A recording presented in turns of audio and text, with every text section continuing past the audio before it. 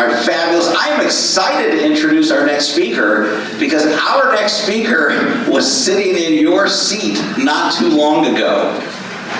In fact, 2 years ago, she attended the Unstuck Happiness Conference while in the middle of dealing with some of the worst circumstances of her life. And she reached out that day to John Polish and said that someday she will be ready to share her story. And today is that day. So let's please welcome Ashley King.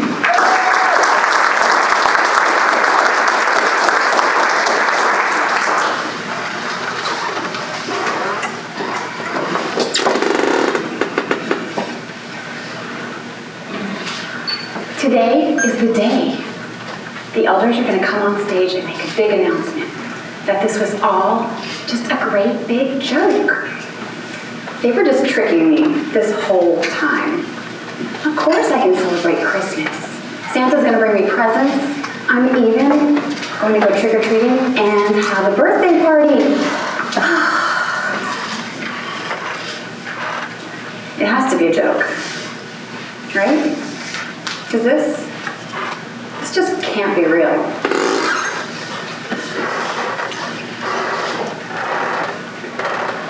Even as a little girl, I always knew that there was a better life for me. Have you ever wondered there might be something better for you? I've struggled with this many times in my life, always dreaming that there's this greater life, bigger life waiting for me. And I was right. It's right here. But to get from there to here, it wasn't easy. In fact, it got really messy. One thing I learned was to expect that mess. Expect it, but never accept it. It's really easy to let our circumstances keep us living a small life. Fortunately for me, I refuse to allow my circumstances to define me. Well, one of them's out of So, I was 16 years old, and I was called to a judicial committee in the basement of the Kingdom Hall of Jehovah's Witnesses. Young lady, John took it, did you kiss that boy? I guess. So you're Serena, right? Young I lady, had a whole thing. did you have sex with that boy? Well, this after, just after. Young lady, did you have an orgasm? Oh my God, are you kidding me? I was 16 years old. That was just the mild version. They completely grilled me on every intimate detail.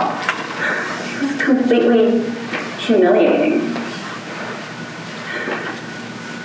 The elders that day, they were just trying to scare me into compliance with Jehovah's law. Fear was their main tactic. As a little girl, I had to go out knocking on doors, preaching the good news of the kingdom. What that actually meant was that we were warning people that Armageddon was coming any day now. And if they didn't join our church, yeah, they were going to die. Creating fear was my whole job. And I actually thought that I was pretty good at it because when I knocked on their door, everybody hid.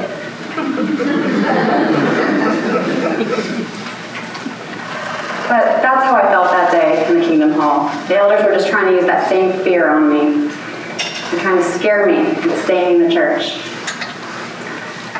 Ashley, do you really think that you can go out into the world, Satan's world, and lead a happy life?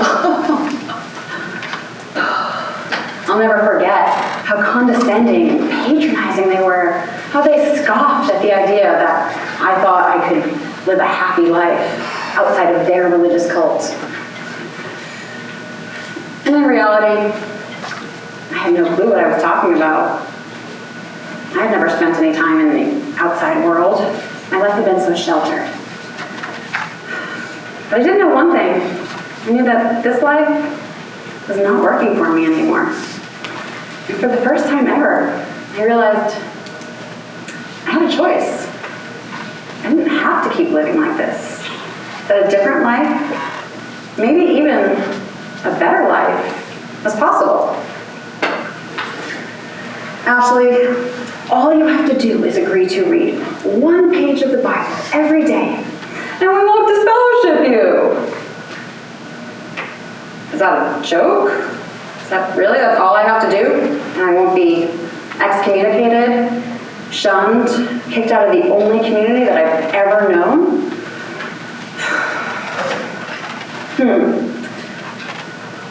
But if I said yes to that would mean that I'd have to keep being fake.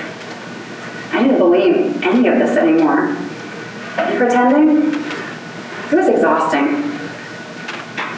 I knew if I said yes to that and I took their deal, I'd just get sucked back into that life. And that vision I had of a better life would slowly fade away as the expectations of others just crushed me back into that small life. I knew this was it. This was my chance, and I had to take it. Nope. No, I won't do it. Actually, I'm done. I don't want to do this anymore. Go ahead. Disfellowship me. They were shocked. They couldn't believe that I said no. They were assuming that I would. They gave me the easiest out ever. And everybody was terrified of being disfellowshipped. But me, I felt exhilarated. For the first time ever, I exerted control over my own life. And it just felt so great. But it also got pretty messy. I was still living at home with my parents then. They were deeply disappointed in me and ashamed. They viewed this religion as this beautiful gift they had given me, this gift that kept me safe from the outside world. They just couldn't imagine how I would just throw that gift away. I had to keep going to the meetings at the Kingdom Hall during this time, where the people that I'd known my entire life wouldn't even acknowledge my existence. I might have seemed confident before, but man, I was starting to doubt myself. I was starting to wonder if I made the wrong decision, because I just felt completely alone. Except for Jeremy, my cool half-brother living in Las Vegas. We grew up together, but he was 8.5 years older than me, and he moved out of our house when he was just 16. So he became my rock during this time. He was the only person that didn't think I was crazy or troubled for doing what I did. We bonded over our messed up childhood and blamed our parents and the church for everything wrong in our lives. Reconnecting with Jeremy after all those years made me reflect back to growing up with him. But when I did, there wasn't really anything there. It was just kind of blank. I didn't think too much about it though, because meanwhile, my world was starting to open up around me, a new world, possibilities. Jehovah's Witnesses didn't believe in higher education, so I never really even dreamed I would go to college. But now, maybe I could. So when I turned 17, I got my GED and moved out of my parents' house. I got myself some student loans and I earned my bachelor's degree in accounting. I was so proud of my accomplishment. I even invited my father to my graduation ceremony. I thought that maybe he'd be proud. I was the first person in our family to go to college, and I even majored in accounting. And he did taxes for a living, so it was like I was following his footsteps, kind of. Just not the way that he wanted me to. But of course, he did not accept my invitation. Instead of attending my graduation, he wrote me a 4-page letter, quoting scripture, explaining that attending the graduation of a disfellowship person would be like slapping Jehovah in the face.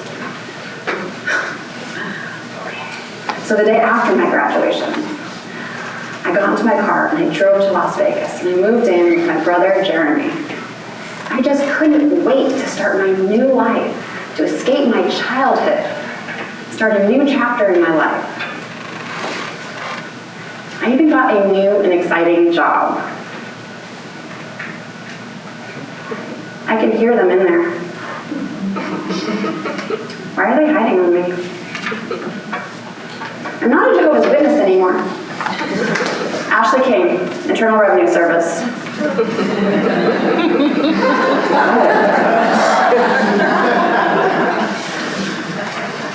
So I had my new job, my new life in Las Vegas, and my big brother Jeremy.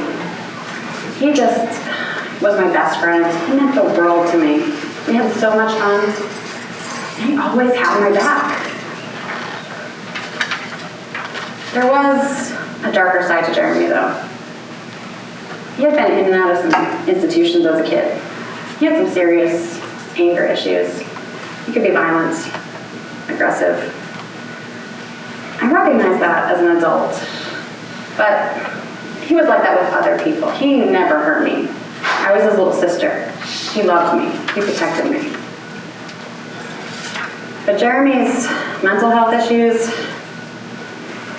they only got worse as an adult.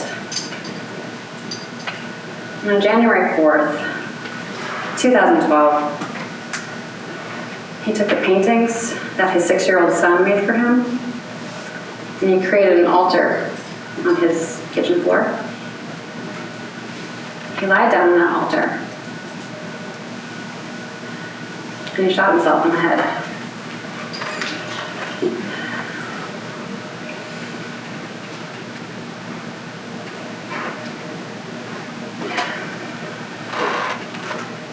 That time period for me, it was horrific. A lot of it's a blur, and I don't even know how I got through it. Except I did the one thing that I've always done. I tried to move forward in my life. I tried to start a new chapter. So I got married, I had a baby. That worked for a while, distracted myself.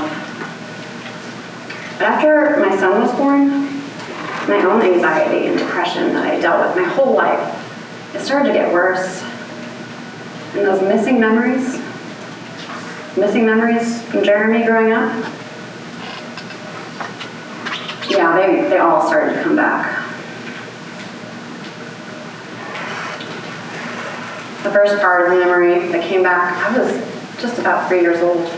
I was standing, stunned, shocked, in my brother's doorway.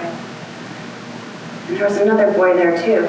And Jeremy just kept saying to me over and over and over again, "Ashley, you won't remember. You're too little. You won't remember."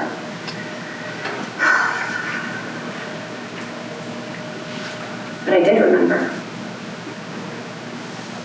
I remembered the rest of that memory and all the others. He sexually abused me the entire time until he finally moved out of our house when I was about 8. He knew how to inflict pain and never left any marks. And he invited his friends in to participate. And that's when it was the worst. That's when he got violent. It's no wonder that I just completely blocked everything out. It was just too painful.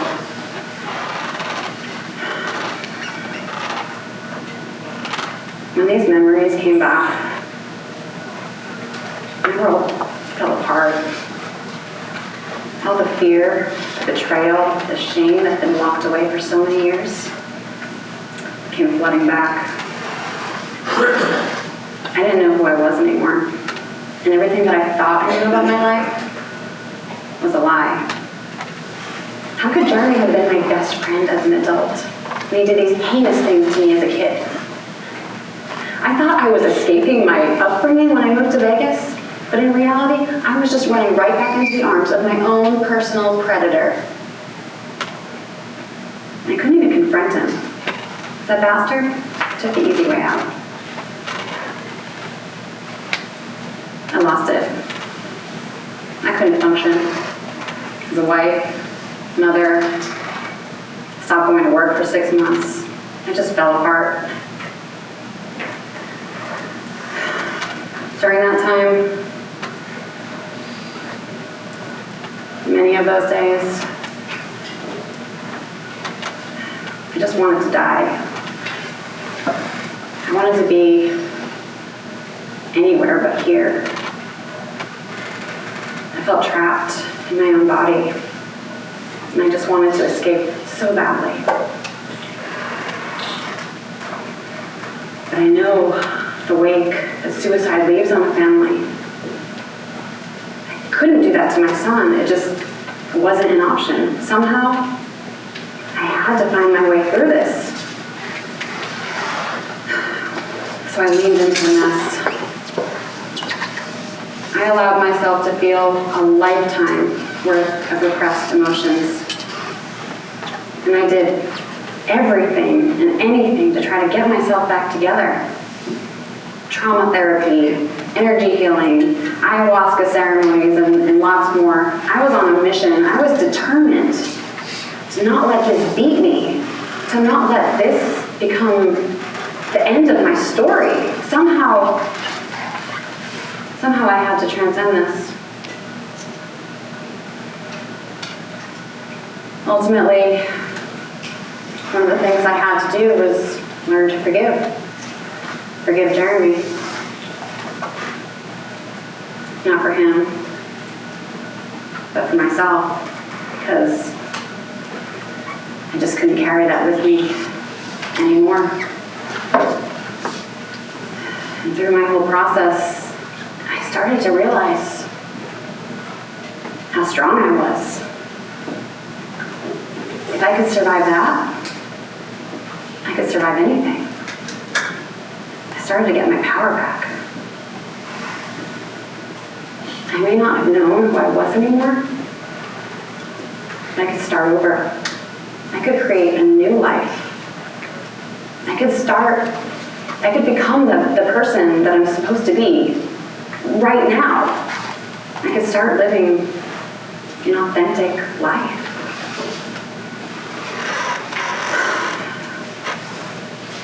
Healing from all of this has been the greatest challenge of my life. I'm so grateful that I finally got the chance to do it, even if it was 30 years later.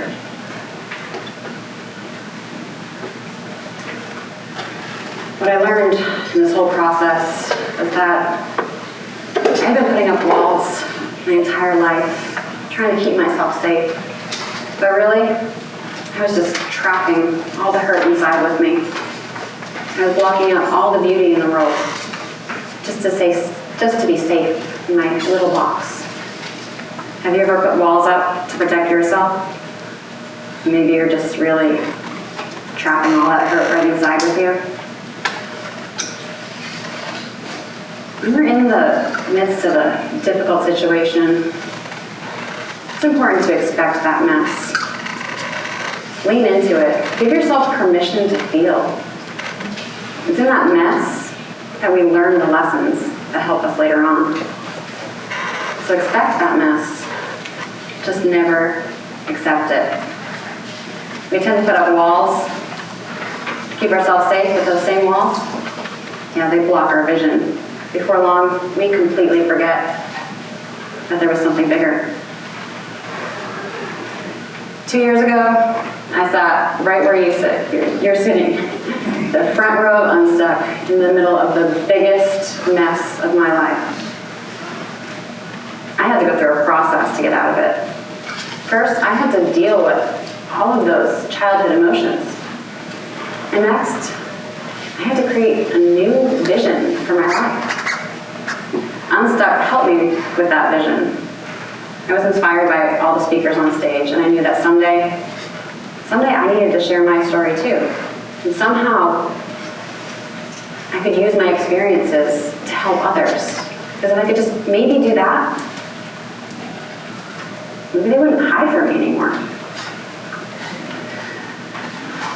But But really, after what I've been through, my only option for creating my new vision of my life was to try to help others who may be struggling in the same ways that I have. Next month, John Polish and I are going to be conducting a workshop called Moving Beyond. We're going to dive into how to process emotions so you can move forward in your own life and get unstuck. And if you're ready for some one-on-one coaching, I have my Mess to Success coaching program. And as your coach, we're not just going to look at what you might be struggling with right now, but also those past emotions that may be showing up in your current life, affecting you, but you may not even realize it. Together, we'll clear that clutter from your past and simultaneously create a new vision for your life. When you have that, the magic happens right here, right now. One thing I know, the people who make the greatest impact in this world, they got a whole lot of mess on their shoes. Do you have a story that can impact this world? Check your shoes.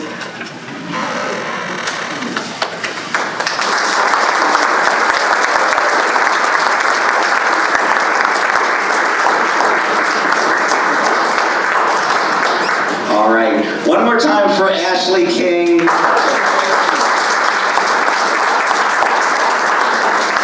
Thank you, Ashley. Oh my gosh, it's listening to Ashley's story. It reminded me that life is about not just getting unstuck, but it's you're stuck, then you're unstuck, then you reach another stuck, and another unstuck, and another stuck, and another unstuck. It's almost the game of life. So again, keep looking for yourself where you might be stuck in life. Ashley will generously be here all evening. In fact, we're going to have a Q&A of all the speakers after all of the speeches have taken place. So that'll be a great opportunity to ask some questions and get a little bit more involved. And Ashley, anyone who's gone through that, it makes my messes look small, if you know what I mean. If I have a mess that I want some help cleaning up, having someone like Ashley clean it up, who is used to much bigger messes than I've had to deal with in my life, is awesome.